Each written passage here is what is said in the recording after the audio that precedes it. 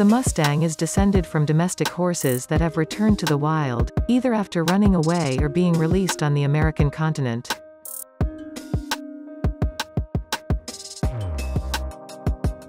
This process will begin when the conquistadors landed in the 16th century in the New World, with their Iberian barb and Arab horses, while equines had disappeared on the continent for more than 10,000 years.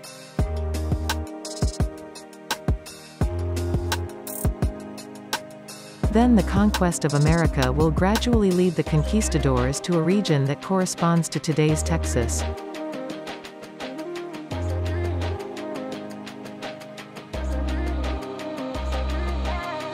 In these expanses, as far as the eye can see, many horses will gradually gather in herds, in the Great Plains and the Rocky Mountains, where they will multiply.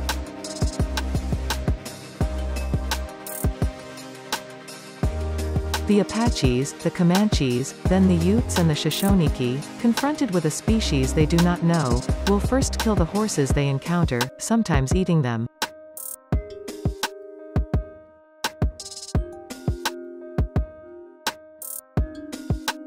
Over time, they will understand the usefulness that the horse can have in the field of transport.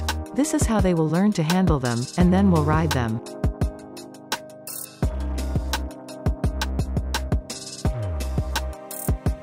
During the conquest of the West, the wild horses will arouse the interest of the cowboys.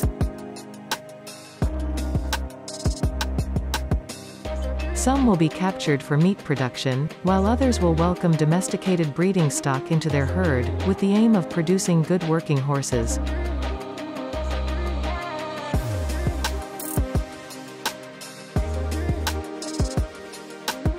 These crossings will cause a deterioration of the precious lines, which had been forged by an environment and a free reproduction, far from the influence of men.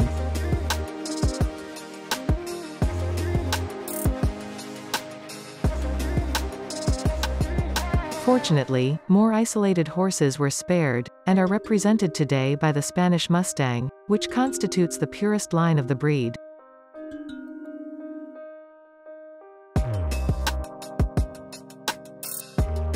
He remained very close, genetically speaking, to the original horse of the 17th century, in particular the Pryor Mountain, which lives in Montana.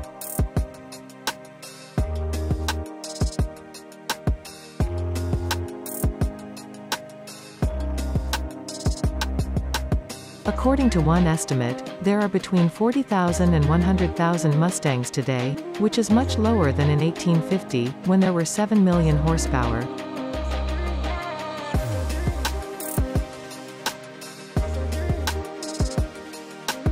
The massive slaughters set up from the 19th century, to reduce the number of horses considered as harmful, explains the collapse of its workforce.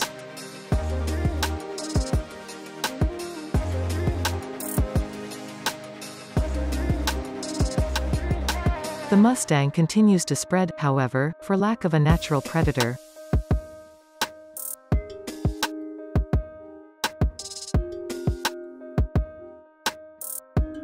Solutions are sought so as not to resort to the methods of the past, which are far from having been approved by the majority.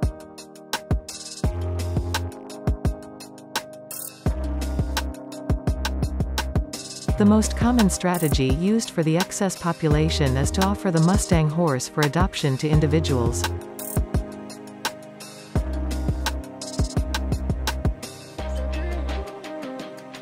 Even if it is important to limit the rapid expansion of the Mustang, it is essential to preserve this historic breed, which for some has become a symbol of freedom.